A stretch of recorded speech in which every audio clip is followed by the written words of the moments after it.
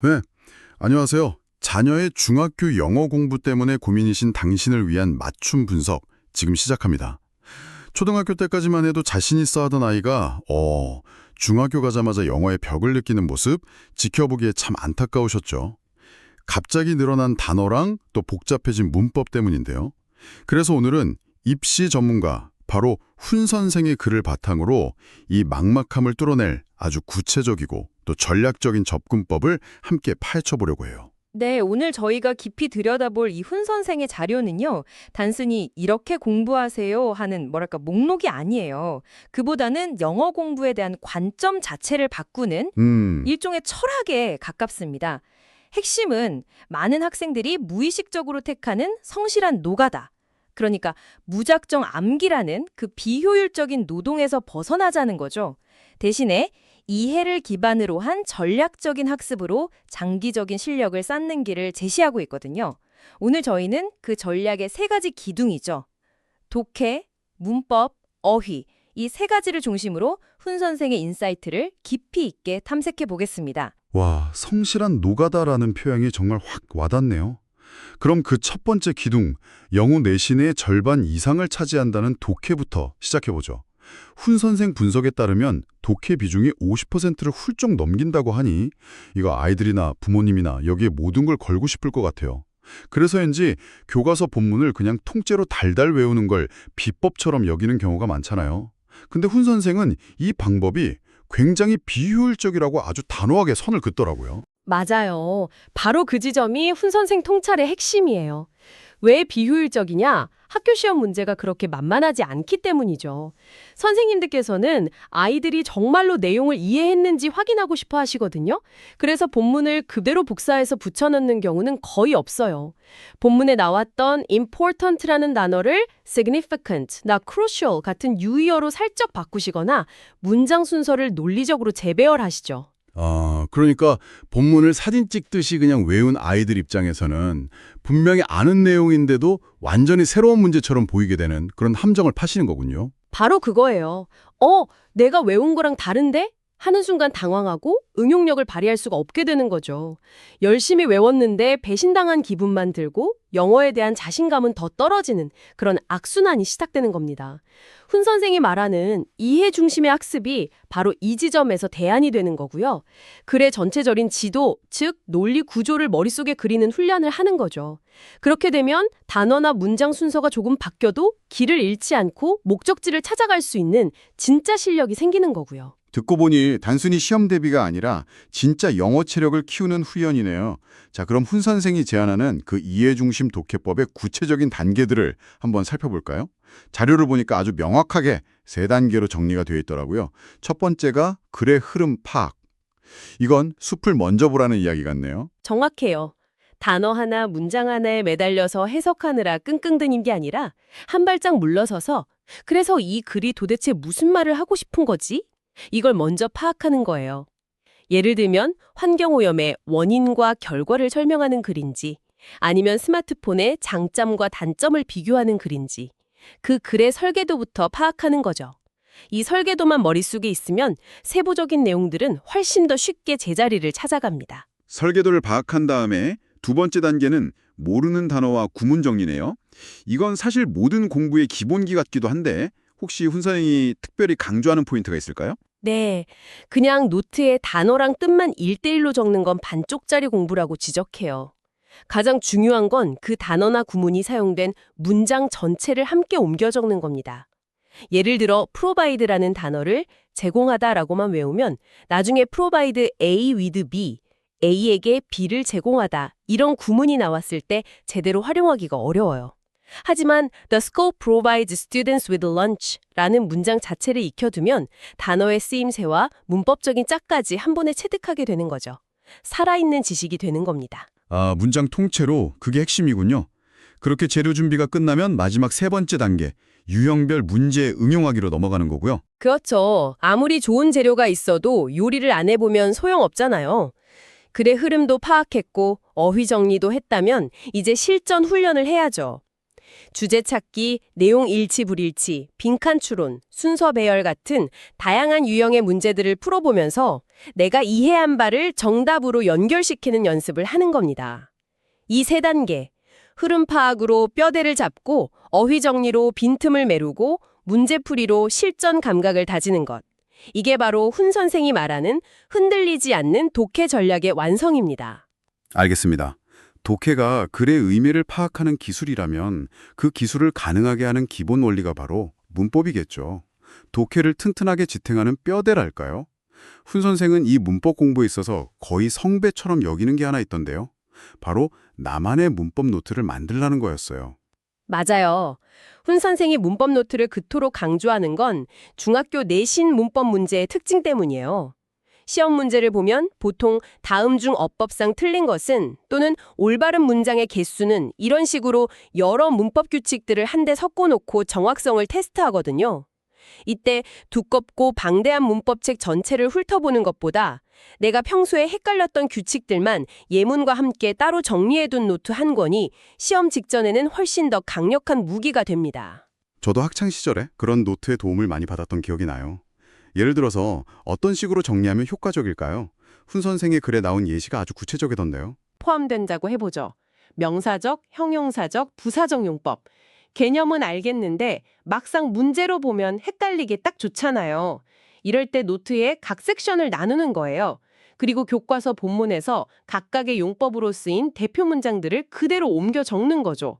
명사적 용법 칸에는 My dream is to become a scientist를, 형용사적 용법 칸에는 I have no friends to play with를 적고 투부정사 부분에 다른 색깔 펜으로 표시해두는 거예요.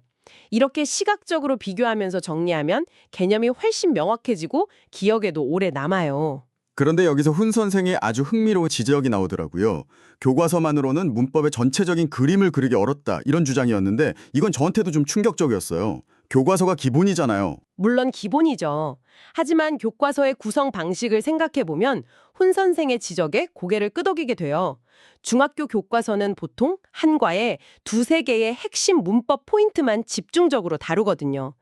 1과에서는 현재 완료, 2과에서는 수동태, 3과에서는 관계대명사, 이런 식으로요. 그러다 보니 아이들 머릿속에는 문법 지식이 파편처럼 흩어져 있기 쉬워요. 시제면 시제, 조동사면 조동사, 이렇게 처음부터 끝까지 하나의 큰 줄기로 꿰어보는 경험을 하기가 어려운 구조인 거죠. 아, 그래서 문법을 유독 어려워하는 아이들이 많았군요. 퍼즐 조각들은 잔뜩 있는데 이게 어떤 그림이 되는지 전체 그림을 못 보는 그런 상황인 거네요. 그럼 훈 선생이 제안하는 보완책은 뭔가요? 교과서 진도와는 별개로 시중에 나와 있는 좋은 문법 전문 교재를 한 권 정해서 처음부터 끝까지 쭉 훑어보는 과정을 병행하라고 권장해요. 학원 강의를 활용하는 것도 좋은 방법이고요. 그렇게 해서 한번 문법의 전체적인 뼈대, 즉 시스템을 머릿속에 세워두면요.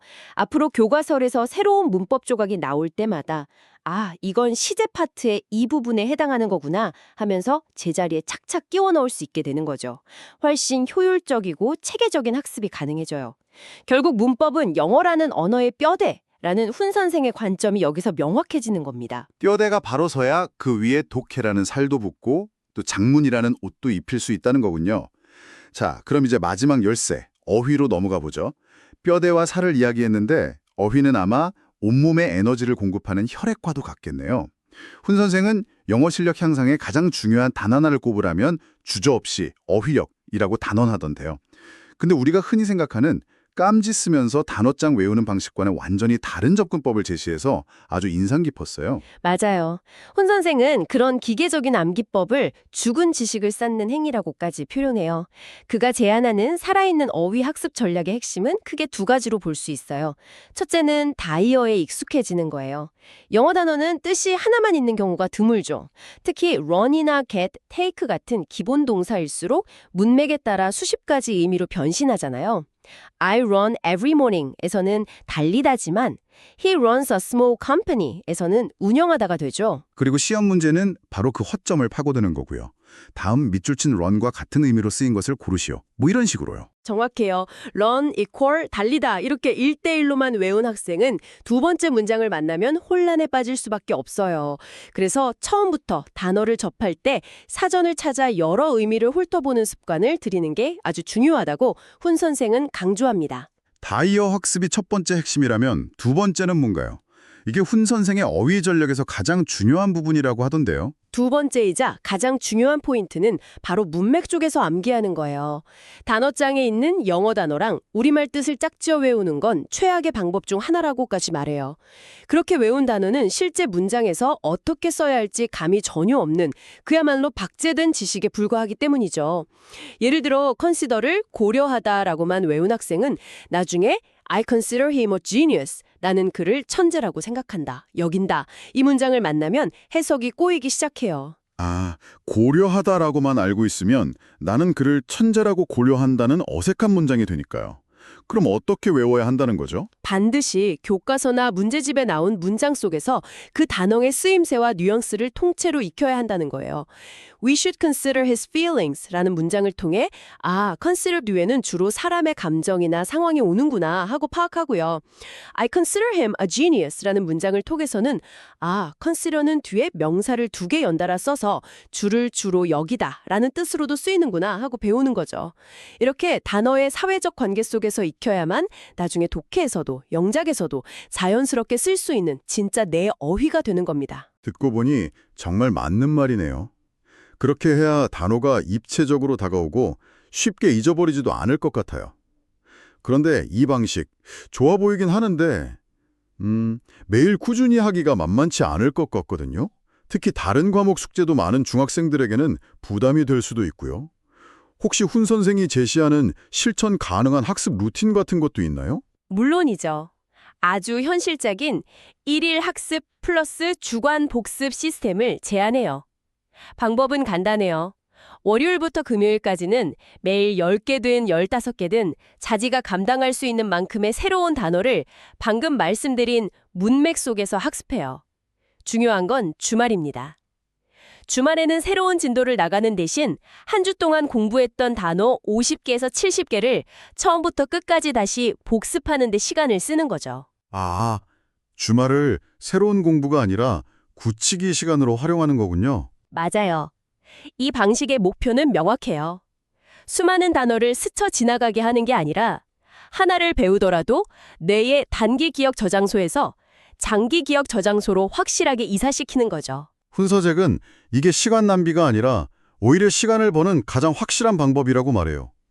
이번 주에 배운 단어를 다음 달에 또 외우는 비효율을 막아주니까요. 이 꾸준한 복습 루틴이야말로 훈 선생 어휘 전략의 완성인 셈이죠. 좋습니다. 오늘 입시 전문가 훈 선생의 조언을 통해 살펴본 중학교 영어 공부의 핵심 전략, 머릿속에 그림이 그려지는 것 같네요. 다시 한번 정리해보자면 독해는 무작정 암기가 아니라 글의 설계도를 파악하는 이해 중심으로, 문법은 나만의 노트를 활용해 흩어진 지식을 체계화하는 뼈대 세우기로, 그리고 어휘는 단어장에 갇힌 죽은 지식이 아니라 문맥 속에서 살아 숨쉬는 지식으로 만들어야 한다는 거네요. 그리고 이 세 영역이 따로 노는 게 아니라 서로 유기적으로 연결되어 있다는 점, 그 균형이 무엇보다 중요하고요. 전략적 꾸준함을 선택하고 싶어요.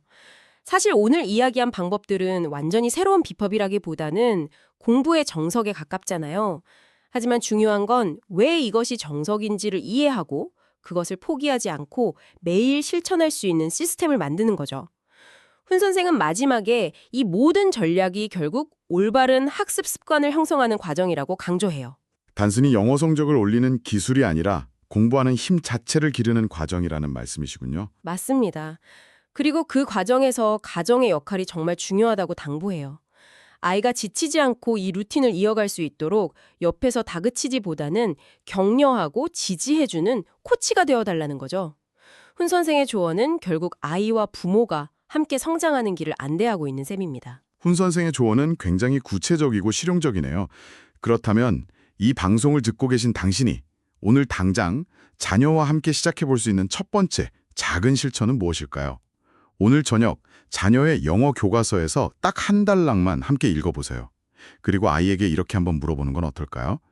여기서 꼭 외워야 할 단어가 뭐야?가 아니라 이 글을 쓴 사람은 우리한테 무슨 이야기를 해주고 싶은 걸까? 라고요.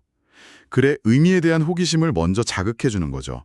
어쩌면 영어는 정복해야 할 어려운 과목이 아니라 그 안에 담긴 이야기를 함께 탐험하고 풀어가는 흥미로운 퍼즐이라는 사실을 아이와 함께 발견하게 될지도 모릅니다.